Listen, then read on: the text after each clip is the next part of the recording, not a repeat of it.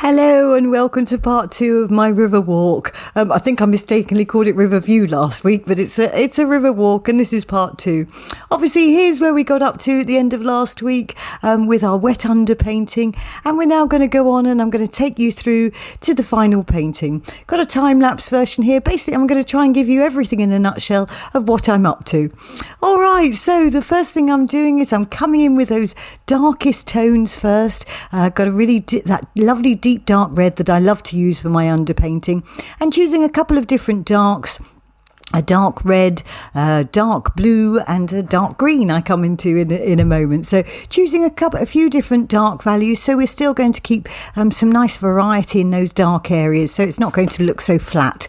Now I'm going to be my finished painting is going to be more along the lines of the photo in its colouring.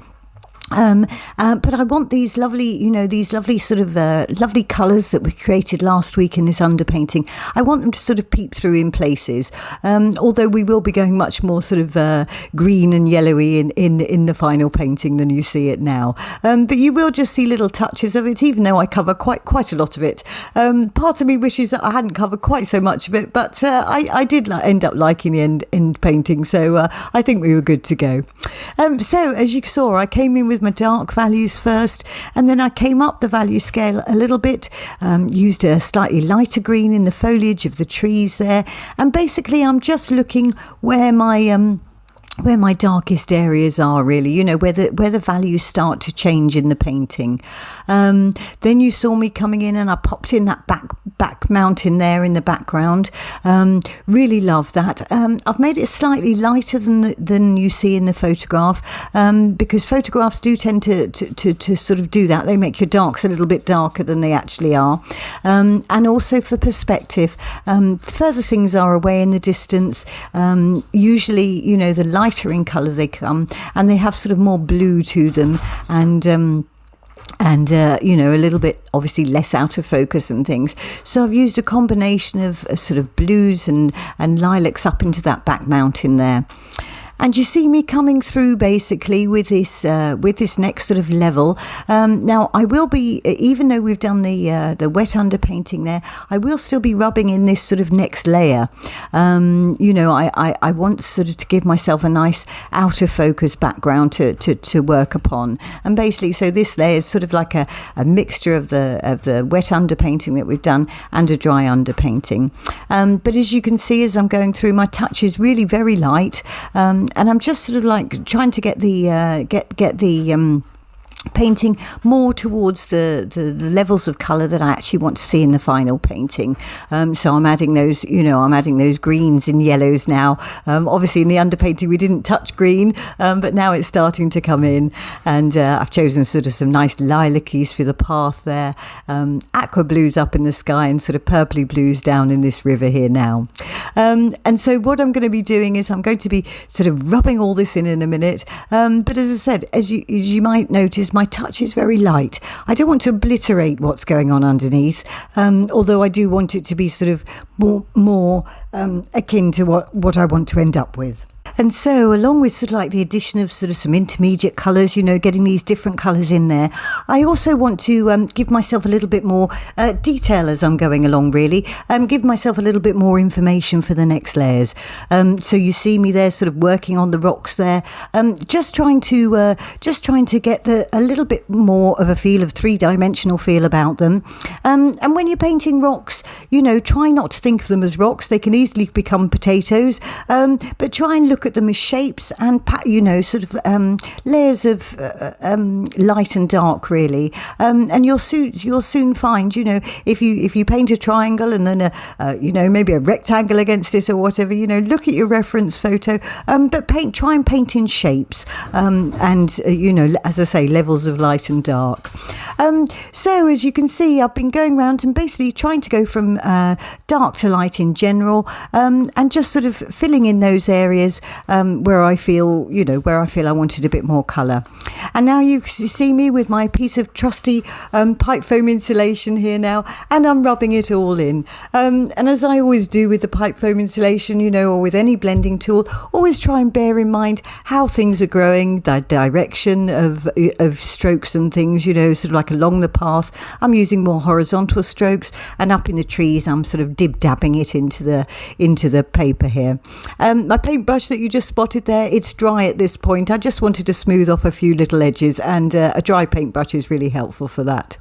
So there we go, that's the sort of dry underpainting done. Again, as you can see, there's sort of a mixture of colours coming through. So now what I'm doing is I've got a oh, excuse me, I've got a bit of a frog in my throat today. And now, as you can see me doing, I'm coming into those trees now, I'll be using a couple of different colours, and each time I come in, I'll be putting that little bit more detail and getting a little bit more, richness in those colours and building up. Now, I've now cut... oh, gosh. Excuse me. Hold on. Oh, sorry, that pop frog is very persistent. Hopefully I'm back now in full form. What I also did, you'll see me in a moment, I come back, yes, at the moment I've got a very dark, my darkest of darks. It's the infamous Terry Ludwig eggplant, and I'm adding that for where I really want those darkest areas to be. It's a little bit darker than the other darks that I've been using, and I just want that to pop out a few things. So I've added a little bit of that. And basically what I'm doing now is I'm coming through and, as before, giving myself just that little bit more information than last time round, and, working through those values. Now you see me pop around, and I must admit I tend to work on a painting like that. Really I usually do the things that are most obvious to me first, the things that I can see most clearly.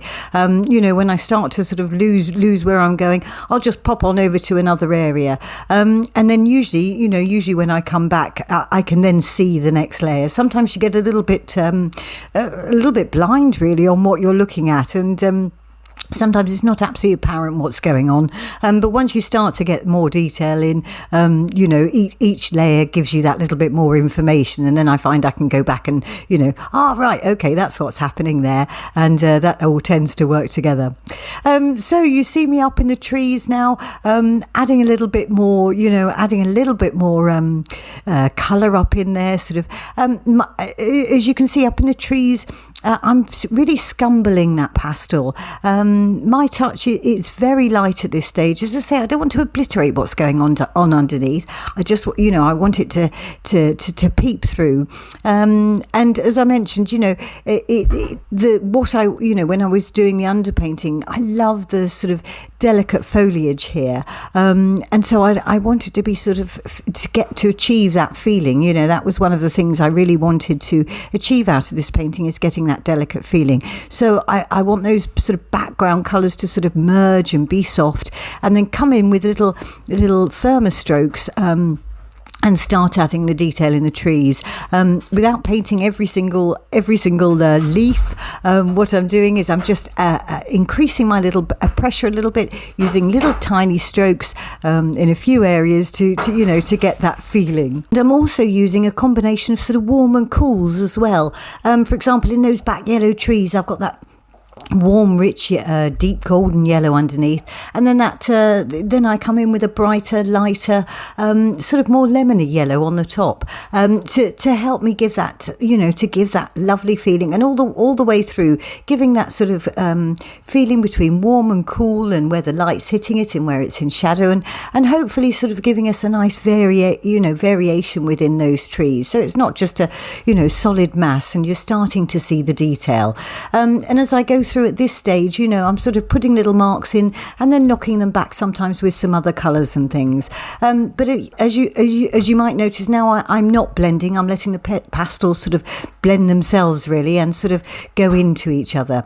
And what I do is I'm going around at this stage, excuse me, and I get it, that frog's back, and I get it to a stage, again, sort of like I do the trees, and then I'll come down into the river and things. And basically, I tend to go through a painting, in 2 or 3 rounds, really.